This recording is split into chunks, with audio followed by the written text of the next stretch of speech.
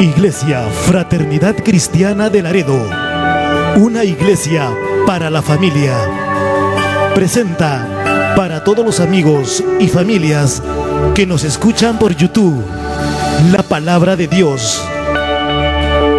Te invitamos a nuestros servicios los jueves, montaña de oración a las 7 de la noche, y los domingos el culto de celebración, 6 de la tarde. Visítanos en Segundo Carbonel, Manzana G, lote 16, Urbanización Centenario, Laredo, Perú.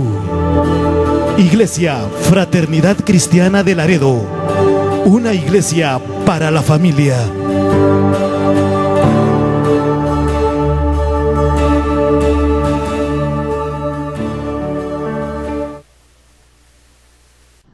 Buenas tardes, Dios les bendiga.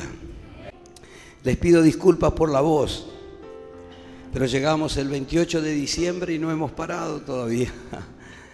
Y hemos tenido hoy durante todo el día un retiro. Y lamentablemente vamos a pasar rápido por aquí porque tenemos que ir a otro lado para cerrar esta noche. Pero bueno, para mí es un gusto compartir con ustedes este tiempo. Y yo ya hace varios años que vengo a Perú. Ya he aprendido a comer un poco de sus picantes. La he pasado mal con algún rocoto de ustedes cuando mordí una avena, me dijeron. Pero me ha sido un país en el cual me he sentido muy a gusto. Y hace varios años que vengo todos los años. Suelo venir en distintos meses y siempre fue cada vez más tiempo. En esta oportunidad vinimos 63 días prácticamente porque el 28 de febrero volvemos, pero hemos estado también en Ecuador, donde hoy está Jonathan, y nos queda una semana que seguramente otra vez estaremos en Ecuador para venir y luego volver a nuestro país. Así que un gusto para mí compartir esta tarde y con la ayuda del Señor les invito a abrir sus Biblias en Primera de Crónicas. Primera de Crónicas, capítulo 28. Vamos a mirar en esta tarde cuando con el entusiasmo y los deseos no alcanza.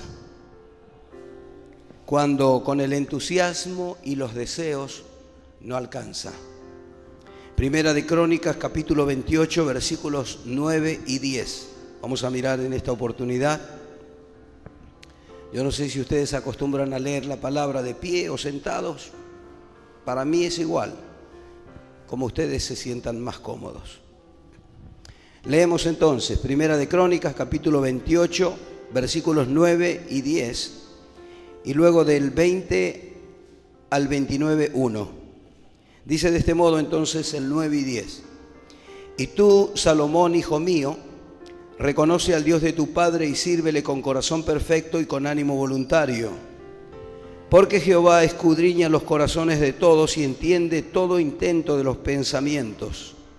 Si tú le buscares, lo hallarás, mas si lo dejares, él te desechará para siempre. Mira, pues, ahora que Jehová te ha elegido para que edifiques casa para el santuario, esfuérzate y hazla. El mismo capítulo, desde el verso 20 al 29:1, dice: dijo además David a Salomón su hijo: anímate y esfuérzate y manos a la obra, no temas ni desmayes, porque Jehová Dios, mi Dios, estará contigo. Él no te dejará ni te desamparará hasta que acabes toda la obra para el servicio de la casa de Jehová. He aquí los grupos de los sacerdotes y de los levitas para todo el ministerio de la casa de Dios estarán contigo en toda la obra. Asimismo, todos los voluntarios e inteligentes para toda forma de servicio, y los príncipes y todo el pueblo para ejecutar todas tus órdenes. Y después dijo el rey David a toda la asamblea: solamente a Salomón mi hijo ha elegido Dios. Él es joven y tierno de edad, y la obra grande, porque la casa no es para hombre, sino para Jehová Dios. Amén. Tomen sus asientos, por favor. Vamos a reflexionar sobre estos versículos a partir del pensamiento que yo enuncié en un principio. Cuando con el entusiasmo y los deseos no alcanza. Desear algo en la vida y mucho más en aquellas cosas que nos ligan al Señor y no lograrlo es una frustración. Desear algo y no lograrlo definitivamente nos termina a nosotros desilusionando. Y esta es una de las cosas que muchas veces sucede en aquellos aspectos en donde nos movemos nosotros, los que conocemos al Señor. Tener sueños y no alcanzarlos nunca, definitivamente luego crean una persona con faltantes en su vida, incompleta. Porque si hay algo interesante que le puede suceder al ser humano, es desear algo y alcanzarlo. Es tener un sueño y desde nuestro lugar como hijos de Dios tener un sueño de Dios y no lograrlo es lo peor que nos puede pasar. Porque nosotros hemos sido concebidos por el Señor precisamente para abrigar sueños de Dios en nuestro corazón. Pero no sueños en donde solamente se transformen luego en ilusiones, sino sueños para hacer realidad. Y cuando esto no sucede, definitivamente nos frustra. Y déjeme decirle en esta tarde algo que lamentablemente uno ve en muchos lugares. Muchos cristianos frustrados.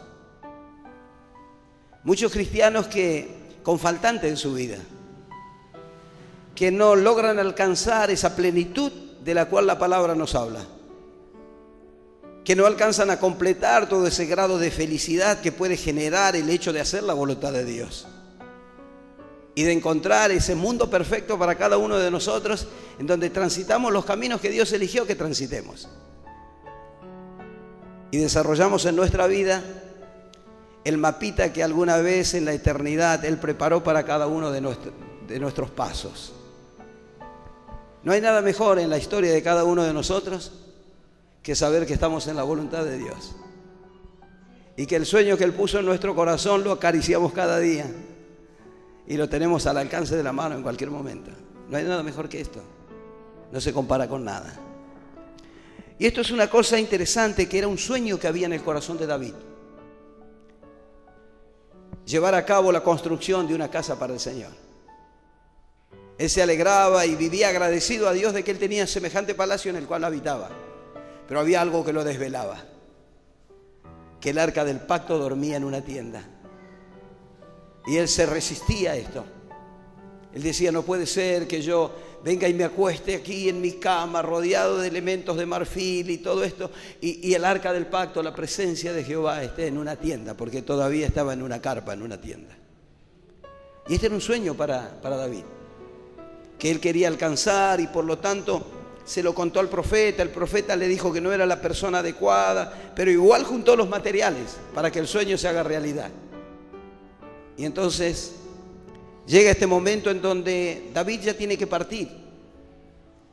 Y como Dios le había prometido, uno de sus hijos, Salomón, es el que hereda el trono.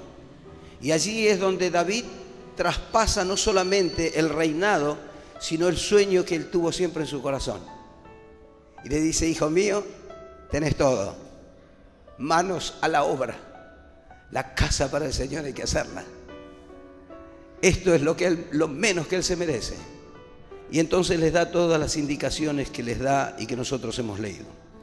Ahora, la primera cosa que habla: y tú, Salomón, hijo mío, reconoce al Dios de tu padre. En otras palabras, la aceptación del gobierno soberano de Dios sobre su vida. Decía hace un minuto el pastor: no solamente el Salvador, es el Señor. Y es interesante saber que Él nos salvó y que tiene cosas lindas para nuestra vida. Pero qué maravilloso es cuando nosotros comenzamos a transitar esa experiencia en donde el Señor no es solamente aquel que vino y nos salvó, nos sanó y hizo algún milagro en nuestra vida, sino que cada día en el cual nosotros transitamos sabemos que Él es el Señor de nuestra vida, de nuestro corazón. Él es el dueño de mi alma. Él es el soberano.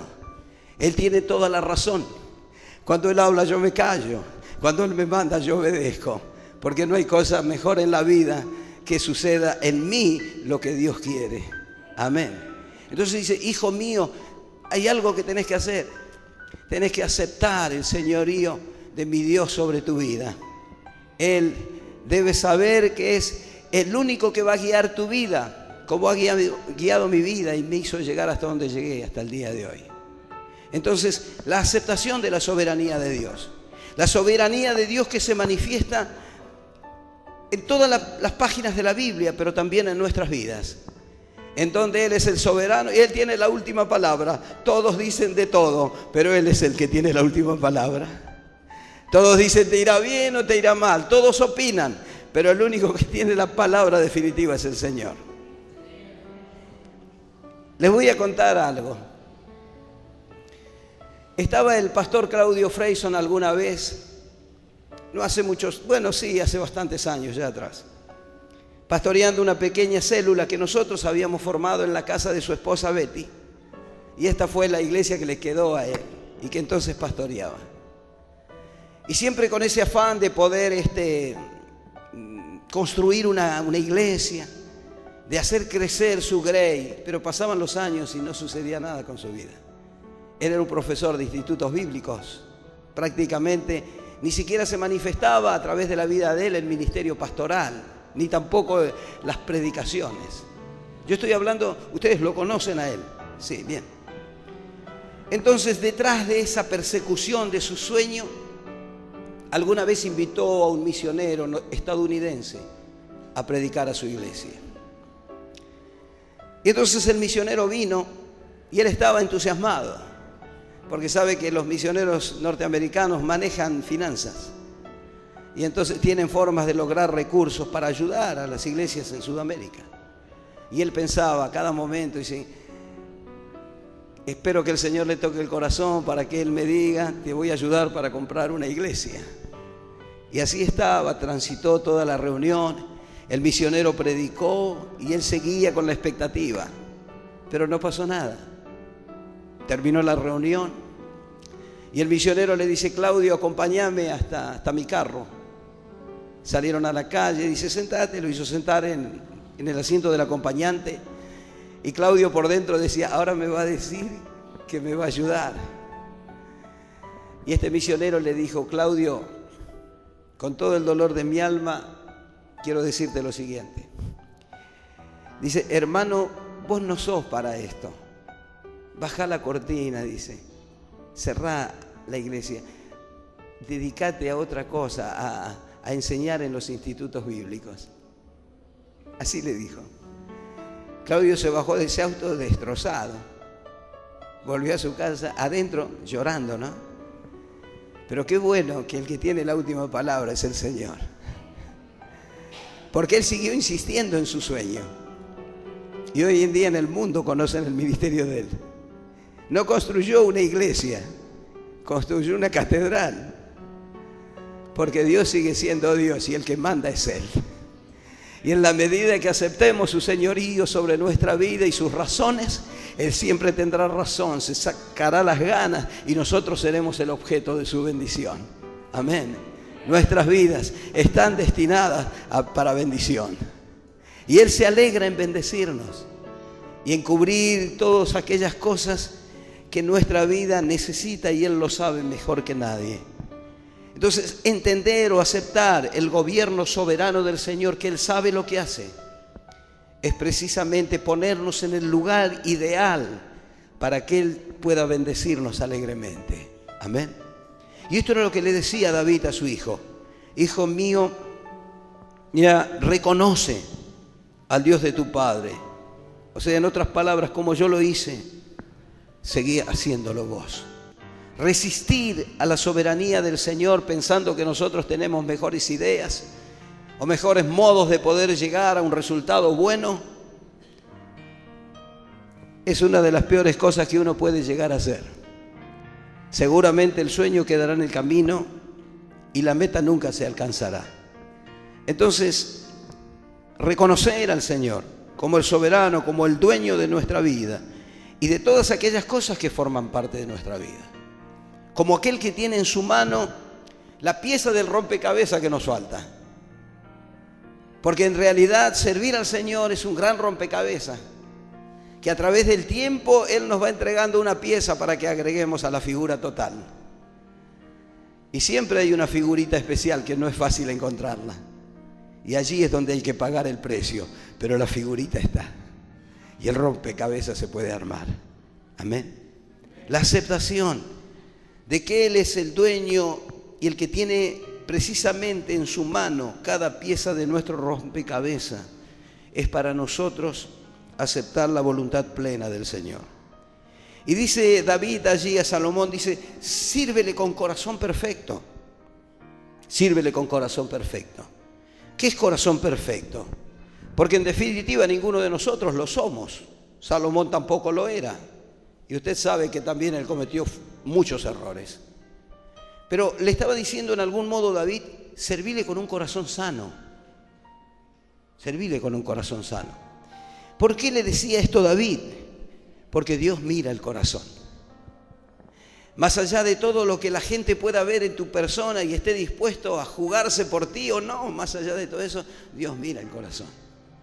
A veces la gente a nosotros nos mira desde afuera y dice, bueno, este sí da para eso, aquel sí tiene capacidad, aquel otro, mirá qué bien que hace las cosas.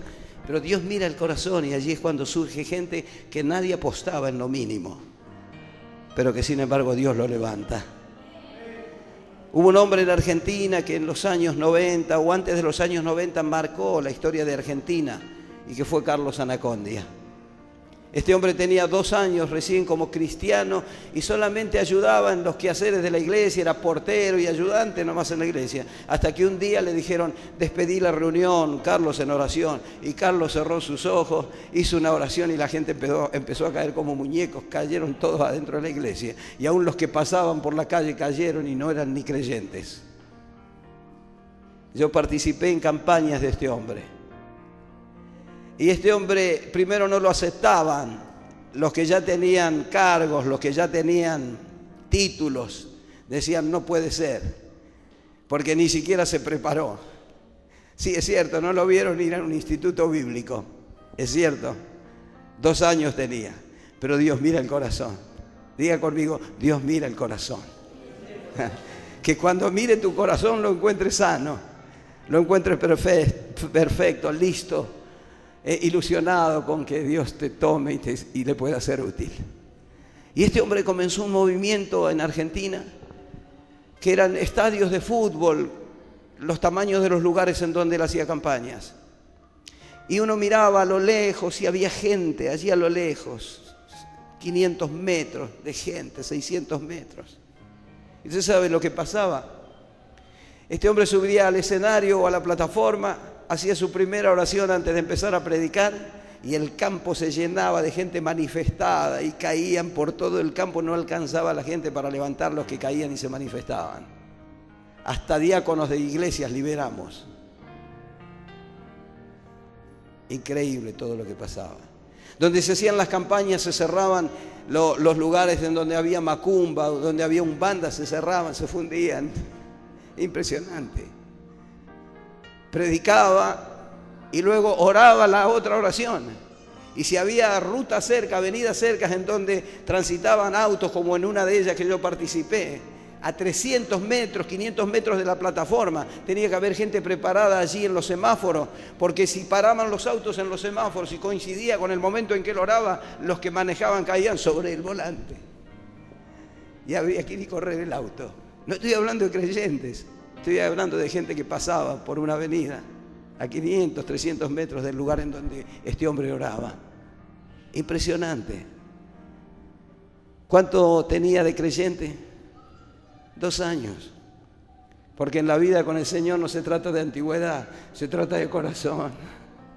Diga conmigo, no se tratan de años, Se trata de corazón. Y entonces David le decía a su hijo, sírvele con corazón perfecto. Porque cuando él vea que tu corazón es sano, entonces Dios va a usar tu vida.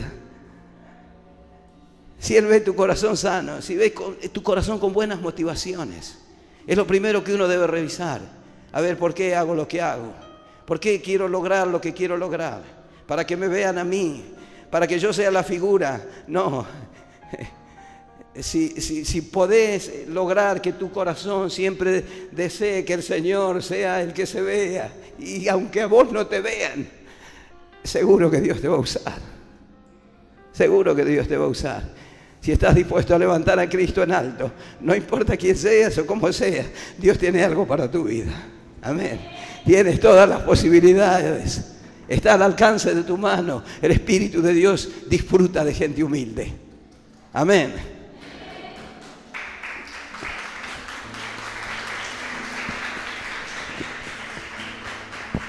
Sírvele con corazón sano, o sea, corazón rendido a Él. Dice, sírvele también con ánimo voluntario. En otras palabras, disponible. Disponible. ¿Para qué? Para lo que Dios quiera. Para lo que Dios quiera. Porque nuestra relación con Él fue como la relación de David. La mujer de David lo miró desde la ventana y dijo, qué ridículo el rey danzando allí delante del pueblo, dice, con las faldas levantadas, mostrando sus piernas. Y David miró a su esposa y no es que porque su esposa lo retaba dejó de ser como tenía que ser. Dijo, mujer, aún más vil me haré por causa de Jehová. Amaba a Dios más que a su propia mujer. Y yo digo, es difícil de que Dios no pueda obrar en un corazón que tiene tanto ánimo para amar al Señor. Entonces yo siempre me he resistido al hecho de hablar acerca de la palabra sujeción. Sujetar, te tienes que sujetar, No, sujetar es algo que me suena que lo tienes que hacer en forma obligatoria. Yo en mi iglesia enseño a la gente no a sujetarse, sino a disponerse para Dios. Porque el que ama no necesita que lo tengan, se queda quieto donde está. Y esta es la clave de nuestra vida con Dios. Si querés que Dios te use, enamórate de Dios. Que el dueño de tu corazón sea Él. Y que tu alma viva cautiva por su amor. Entonces serás un hombre o una mujer de Dios. No te conformes con ser un creyente, ni un miembro de iglesia. Has sido llamado para ser un siervo de Dios. Y no menos que esto. Entonces, cuando uno mira a Dios desde este lado, creo que todos y cada uno de nosotros tenemos oportunidad de servirle. Estamos todos dentro de la posibilidad. No se trata de gente especial, se trata de gente común que sirve a un Dios especial. No se trata de gente extraordinaria, se trata de gente sencilla que sirve a un Dios extraordinario. No se trata de gente brillante, a veces se trata de gente opaca que ha dispuesto su vida para que Dios brille. De esto se trata, servir a Dios. Y entonces David le decía, hijo mío, siempre dispuesto para Dios, siempre disponible para Dios. Cuando Dios hable, allí está, allí tienes que estar. Cuando Dios te indique algo, allí tienes que obedecer. Cuando es algo para Dios, entonces dispón siempre tu vida. Porque Dios sí sabe recompensar a aquellos que honran su nombre en cualquier área de su obra. Amén.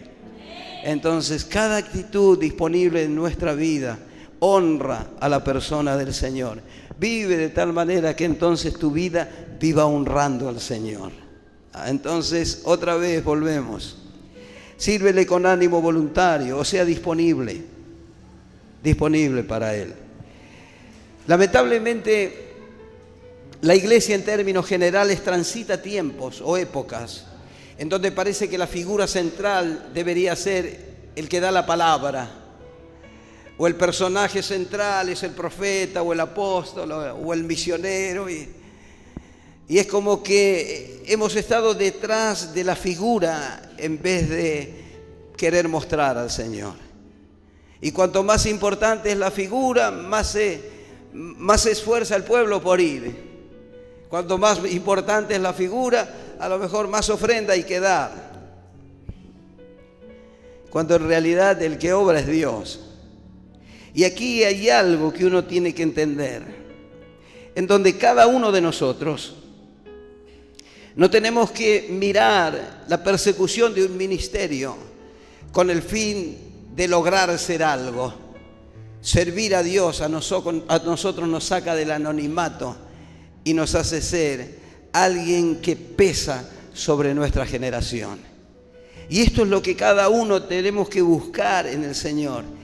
Y alguien decía alguna vez que uno a veces busca ser el primero o el más importante. Y entonces es difícil que todos podamos llegar a ser primeros. Y entonces a partir de esta idea, alguien decía, mejor es que seas un buen segundo a que seas un pésimo primero. Y yo sé que el segundo lugar quizás no entusiasma tanto como el primero. Pero en una orquesta, si no hay segundas voces, si no hay segundos instrumentos, nunca se puede lograr la armonía. Aceptar la soberanía del Señor y disponerlos para servir a Él significa estar de acuerdo con lo que Él decida hacer con nuestra vida. Si te toca ser primero, sé el mejor primero que exista para Dios. Y si te toca ser segundo, sé el mejor segundo que se necesite en la obra de Dios. En donde quiera que te toque, que tu disposición sea tal que termine siendo el mejor. Amén. El mejor para Dios, no para competir con alguien. Con el único que debes competir es con tu propia persona. No compitas con otros. Sé único como Dios te hizo único. Amén. Les voy a contar algo sobre un personaje que seguro que ustedes conocen, Dante Gebel. Yo lo conozco a él también desde joven. Y alguna vez en esa juventud lo quisieron traer en nuestra iglesia para que predicara. Y yo dije, no. No porque él solamente se dedicaba a animar algunos tipos de eventos cristianos, terminado el tiempo de las reuniones. Y escribía una revista humorística, en donde tenía personajes cada mes cerca del perro del pastor y hacía humor con la supuesta intervención del perro del pastor, que como estaba en la casa del pastor conocía todo lo que sucedía en la casa del pastor. Tenía personajes como el superdiácono, la superdiaconisa, y todo esto cada mes escribía una revista de humor y hacía programas de humor en la radio también. Y su vida transitaba dentro de estos términos. Él ilustraba las páginas de algunos libros de instituto bíblico con humor también. Hasta que un buen día, yendo con su esposa por una ruta allí en el interior de Buenos Aires, entonces ya había comenzado a mostrarse el ministerio de Claudio Freyson y él había empezado a asistir a la iglesia de Claudio Freyson. Así que entonces iban por la ruta con su carro y él frenó el carro en un punto de la ruta, donde campo de un lado, campo del otro. Y entonces le dijo a su esposa, bájate, dice que quiero que hablemos algo. Y allí cuando su esposa se bajó, fueron para adelante del carro y le dijo, mira, yo la verdad, dice, ya estoy cansado de vivir como vivimos. Porque somos creyentes, pero nada más. Y tenemos que ser algo en la vida. Y hoy lo vamos a decidir. Pero en lo que vamos a hacer, que seamos los mejores. O buenos por lo menos. Si querés, dice, nos vamos al mundo, le dice a su esposa. Y nos hacemos buen mundanos, pero por lo menos vamos a ser buenos en algo. O volquemos nuestra vida al Señor y seamos buenos siervos de Dios. Pero buenos siervos, no a medias. Y la esposa le dijo, seamos buenos siervos. Se tomaron de las manos, oraron. Y hoy usted ve la decisión de aquel día. Tu historia puede cambiar, no porque hagas grandes cosas. Una decisión puede cambiar tu historia. Hoy mismo. Hoy mismo. Vos viniste de una manera y ni pensabas lo que Dios puede hacer. Dios te habla, te confronta, vos decides. Dios hace algo con tu vida. ¿Entienden? Entonces, siempre con corazón dispuesto. siempre con ánimo voluntario, para que Él se dé el gusto de hacer con nuestra vida lo que Él quiere. David dice que era un hombre conforme al corazón de Dios. Lo dijo Dios mismo. Y verdaderamente, cuando uno empieza a mirar, ¿por qué fue un hombre conforme al corazón de Dios? Yo tomé mucho de la vida de David para mi propia vida. Él amaba tanto a Dios que por Dios estaba dispuesto a dar la vida. Nadie se animó a pelear con el gigante, pero él por Dios sí lo hizo. Y Dios lo respaldó. Él conocía a Dios aún desde su niñez, desde su temprana edad. Y él sabía quién era Dios. Y como dije hoy, cuando él tenía que hacer algo para Dios, él se esmeraba para hacerlo. Y aun cuando tenía que ofrendar para Dios, él decía, yo no le voy a ofrecer a Dios algo que no me cueste. Porque Dios se merece eso y mucho más. Se iba a su casa a dormir y no podía dormir porque el arca del pacto estaba en una tienda. Y yo me pregunto, ¿cuántos de nosotros damos vuelta en la cama porque todavía hay cosas inconclusas en lo que Dios nos mandó a hacer? O ponemos la cabeza sobre la almohada y decimos, en Dios me acostaré y asimismo me levantaré.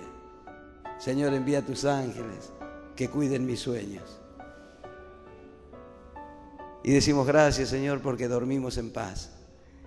Él amaba tanto a Dios que cuando veía que faltaban cosas de Dios, él no podía dormir en paz.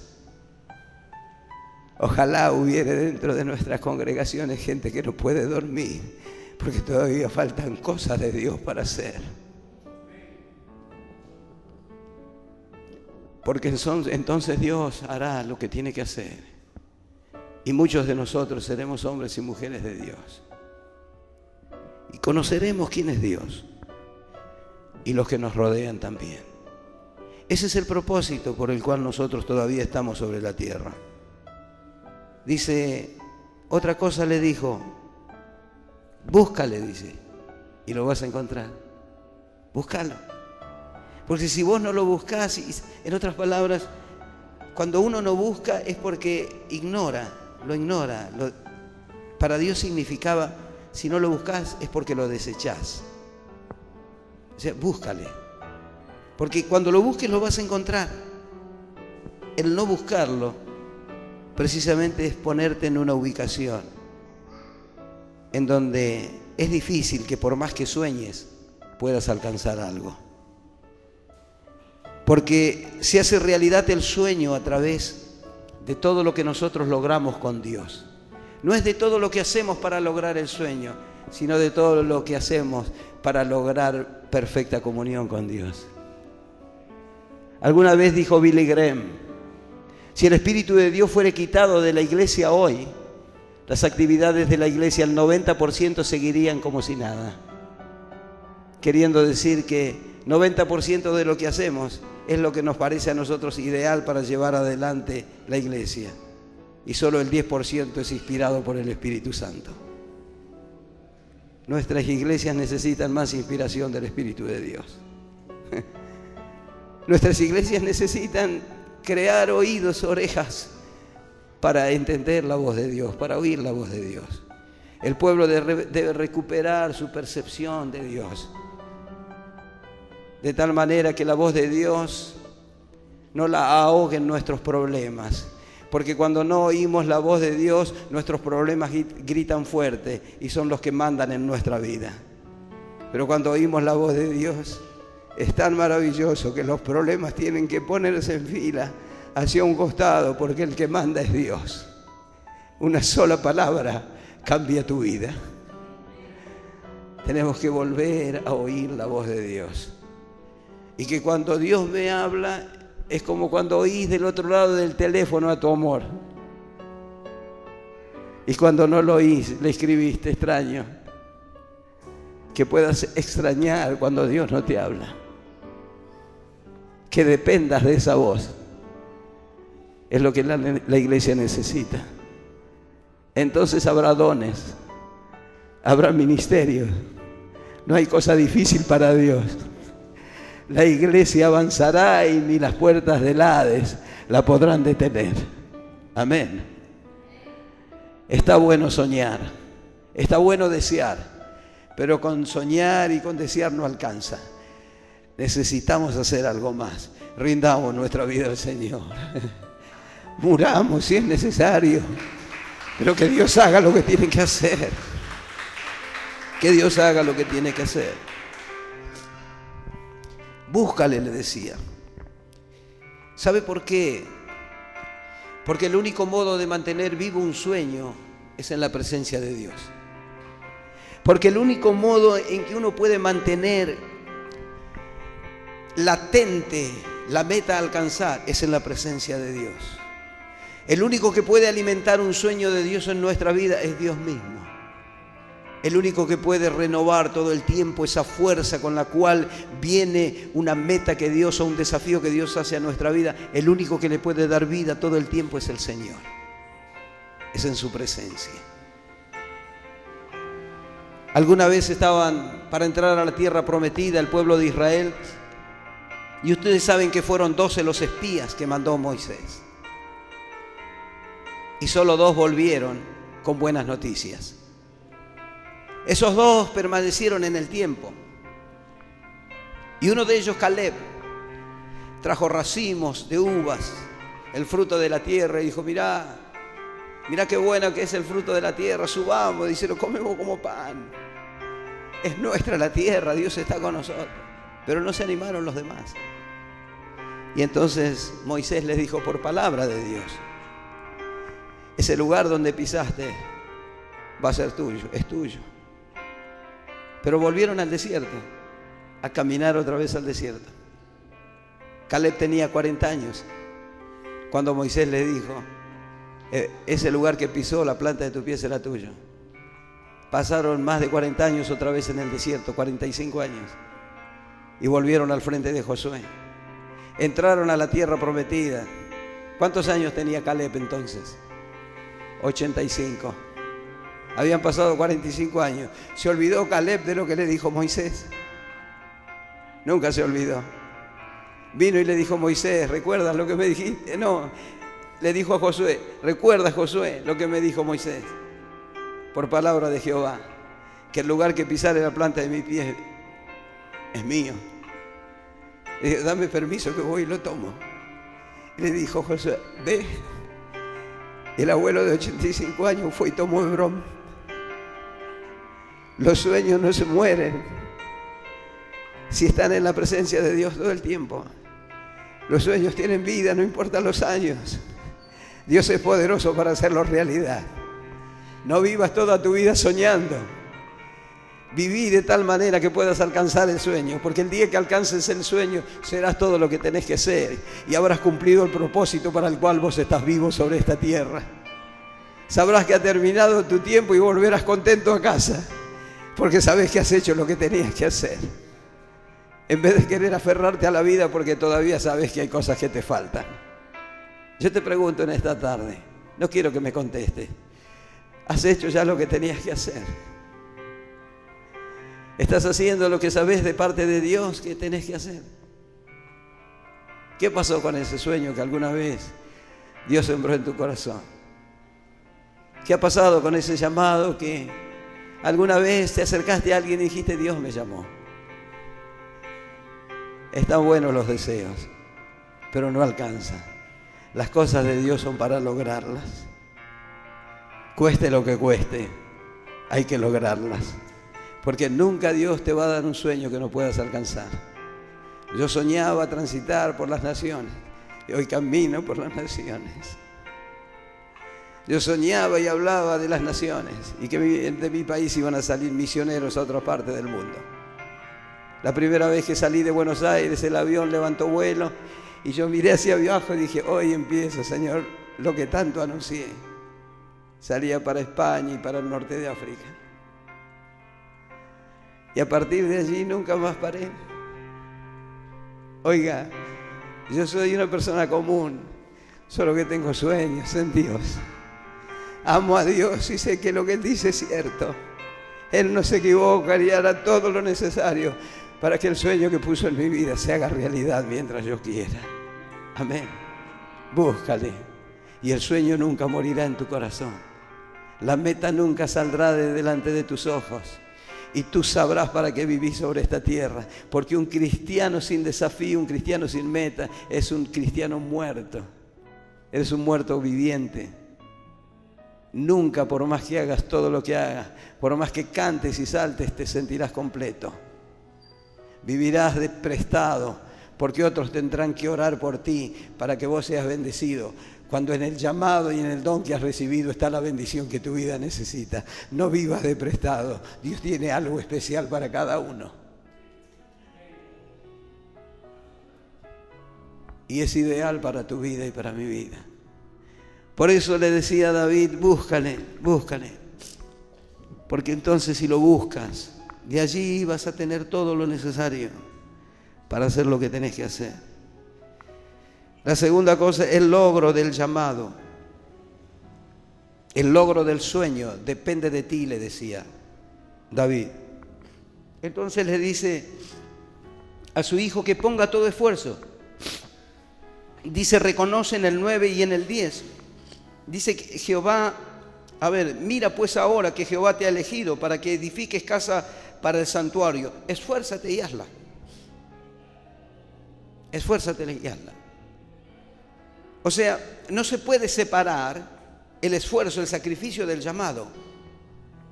La disposición al sacrificio y al esfuerzo es inherente al llamado. Yo no puedo separar disposición, esfuerzo y sacrificio del llamado, porque una cosa tiene que ir acompañada de la otra. Entonces dice, ya está, Dios te eligió a vos, pero ahora esforzate. Dios te llamó, esforzate. Hacé lo que tenés que hacer. Lleva a cabo aquello para lo cual te llamó. Y aquí no dependía de Dios. Esta parte dependía de Salomón. Por eso David le dice, esforzate y hacelo. La realización del llamado depende de ti. La realización del sueño no depende tanto de Dios como de tu persona. Porque como yo te decía hoy, en tu decisión, una decisión es la que cambia tu vida. Tomada pensando en Dios. Entonces, Dios puede querer para mi vida todo, pero si yo no hago mi parte, nunca va a suceder. Ahora, todo esto está relacionado al valor que vos le des a aquello que Dios te dio. El valor que tiene el llamado que tenés vos, se lo da tu persona, se lo da. Y entonces Dios te da a vos un regalo, algo especial que no todos tienen, algo particular para tu vida. Pero si vos no haces lo suficiente por lograrlo, nunca lo vas a lograr. Por eso en el ministerio se habla mucho de pagar el costo, porque hay costos que pagar y hay que estar dispuesto a hacerlo. Y cuando uno mira este aspecto de la vida de servicio, entonces, ¿cuánto vale el ministerio para tu vida? ¿Cuánto vale un llamado para tu vida? Y vos me podés decir, yo quiero servir a Dios. Yo quiero servir a Dios. Pero sin embargo otras cosas valen más que eso en tu vida. Por eso todavía no servís a Dios. ¿Cuánto vale un llamado? ¿Una casa? ¿Un carro? ¿Joyas? ¿Cuánto vale un llamado? ¿Alguien me puede decir? ¿Qué valor tiene un llamado? ¿Cuánto? ¿Cuánto vale un llamado? No tiene precio. ¿Y por qué preferimos una casa, un carro, buenos vestidos, una cuenta en el banco, en vez de un llamado? ¿Por qué hacemos tanto por lograr todo eso y no hacemos tanto por lograr un llamado? ¿Por qué aun cuando Dios viene y da ese llamado no lo abrazamos con tanto amor como amamos lo otro? Pagar el precio es una realidad. Y como un llamado no tiene precio, todo lo que tengas no alcanza para vivir como alguien que ha sido privilegiado por una elección de Dios. Que Dios te haya elegido es lo mejor que te puede pasar en la vida. No hay muchos elegidos en cada generación. Dios elige y unge, Dios elige y unge, Dios elige y unge. No todos tienen la unción. Yo quiero tener la unción. ¿Cuántos quieren tener la unción? ¿Cuántos están dispuestos a hacer por la unción? Este es el tema. La unción todos la quieren, no todos la tienen. Y yo les pregunto, ¿por qué? ¿Porque Dios no quiere? No, porque nosotros no tenemos la suficiente hambre y decisión para alcanzarla. Porque el reino de los cielos es para los decididos, es para los que se animan, para los que encaran. Y hasta no alcanzar lo que buscan, no vuelven a casa. ¿Entienden lo que digo? Alguna vez cuando me convertí al Señor, yo soy primo de Betty Freyson, nos convertimos juntos. 15 años teníamos. A los 3, 4 meses Dios nos bautizó con el Espíritu Santo. Pero cuando yo fui a la primera reunión en la iglesia, estaba allí por primera vez en una iglesia y alguien habló en lenguas. Y a mí me gustó, me llenó el alma. Y por ahí vi que se levantó otro por allí y habló en castellano. Y me llamó la atención. Cuando salimos de allí, la persona que me llevó le dije, ¿qué fue eso que pasó? Que un hombre habló en otro idioma y después otro habló en castellano. Y él me dijo, es el don de lenguas. Le digo, porque me gustó. Y me dice, está en la Biblia. Y yo le digo, ¿en qué página? Porque yo quiero aprender a hablar eso. Yo pensé que estaba escrito ese idioma en la Biblia y que había que aprenderlo. Y entonces él me explicó y me dijo, no, esto es así, así, así. Dios prometió, me mostró los versículos. Y a partir de ese día, después de haber ido por primera vez a una iglesia, yo empecé a decirle sin conocer mucho al Señor, yo quiero el Espíritu Santo. Y me levantaba a la mañana y decía, yo quiero el Espíritu Santo. Iba a comer al mediodía y oraba para comer y decía, yo quiero el Espíritu Santo. Y volvía en el vehículo, en el colectivo, a mi casa del trabajo, y decía, yo quiero el Espíritu Santo. Miraba por la ventana y yo decía, yo quiero el Espíritu Santo, yo quiero el Espíritu Santo. Me acostaba y decía, yo quiero el Espíritu Santo. Lo volví loco a Dios, 3 meses. A los 3 meses de convertido, Dios nos bautizó con el Espíritu Santo. El tema es querer. Si usted quiere, Él quiere. Si usted busca, lo va a encontrar. La palabra nos enseña que llegará el día en donde el que más tiene, más se le dará. Y al que menos tiene, lo poco que tiene se le quitará para darle al que más tiene. Cuando uno mira fríamente esta palabra, dice, Dios es injusto.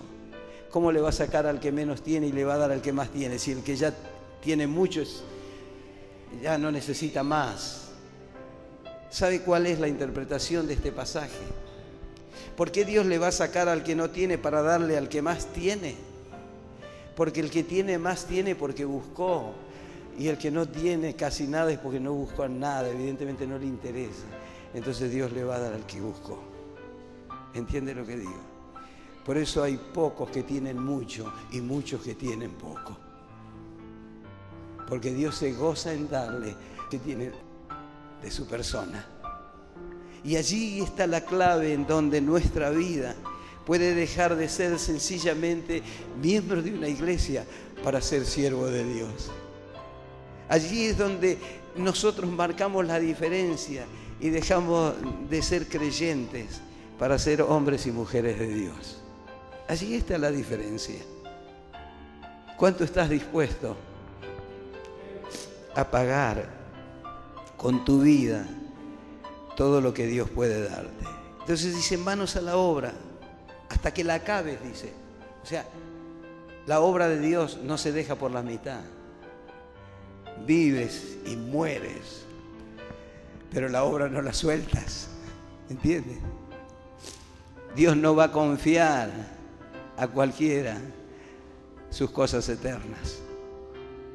Él sabe quién toma y larga sin terminar las cosas, como también sabe quién lo toma y lo lleva hasta el final. Solía decirme un misionero que yo conocí en el año 78, 80. Él era un hombre de Dios del cual aprendí mucho.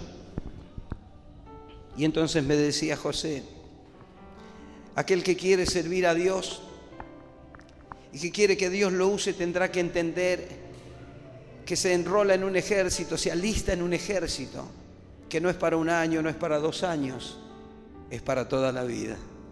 Si puedes entender esto, eres parte del ejército de Dios. Y se vive para Dios y uno no se jubila. Y yo decía, güey, ¿y hasta cuándo? José me decía, hasta el último cartucho. Hasta que tire el último cartucho, hasta ese día serviré al Señor. ¿Entiendes lo que digo? No es hasta donde yo quiero, es hasta el último cartucho. Hasta que me quede sin balas y entonces me toque volver a casa. Como decía el apóstol Pablo, he corrido la carrera, he acabado la batalla, hice todo lo que tenía que hacer. Me voy a casa, ahora me espera mi recompensa. Amén. Que cuando llegue ese día vuelvas contento y no coloca la cabeza gacha, porque has hecho lo que tenías que hacer y estoy dispuesto a honrar a Dios en todo lo que Él puso en tu mano. Que vuelvas para enfrentar, para mirarlo a la cara y entonces oír la aprobación de tu Dios. Amén. Dios es bueno y siempre nos da oportunidades. Hoy es una oportunidad más para tu vida. La obra tiene que continuar, la obra hay que hacerla.